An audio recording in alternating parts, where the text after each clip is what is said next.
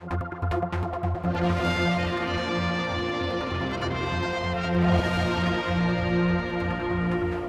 following on from my interview with the Chief Minister on Friday, which has been on MTTV over the weekend, I've come to see Kate Beecroft. And in fact, you hadn't seen that interview until I arrived, so you just literally a minute or two ago had a look at the Chief Minister. But obviously, David Anderson as well was on, and he's not happy with you either. Where would you like to start? Well, I didn't get elected to make the ministers happy. I got elected to represent the public, and particularly my constituents, but as a national politician, all the people of the Isle of Man. And I'm doing what I believe is the right thing, regardless of what they say.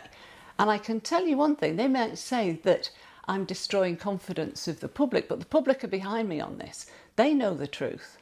Well, you say that though. I mean, clearly it's distressing, isn't it, for people to hear what's going on or the problems in Nobles Hospital in such a public way? Well, if you look at UK hospitals, they actually publish things. They have various benchmarking that they publish. There's a lot of data available there. And I think it's the fact, more than anything else, that when they're asked specific questions, they don't answer.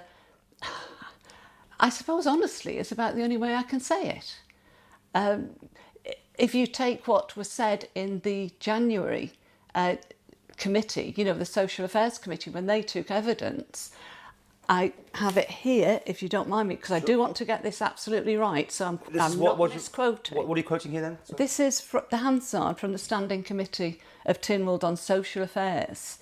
And they said the review has concluded, this is a colorectal review, the review has concluded that the cases were all appropriately treated and that the surgical procedures adopted were acceptable. And then further on they say there is nothing within either report that I'm aware of that gives cause for concern.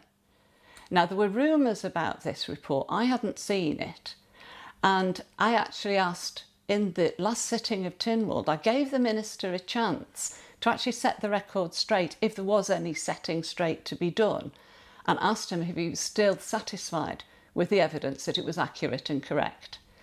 So at that point I hadn't seen it. Now I listened to your interview and watched it intently and exactly what he said in your interview with him, was it yesterday or the day before? Day before. Yeah. And he said, we have put the steps in to rectify the areas that were giving concern to the person that came in from the outside and had a look at our whole operation.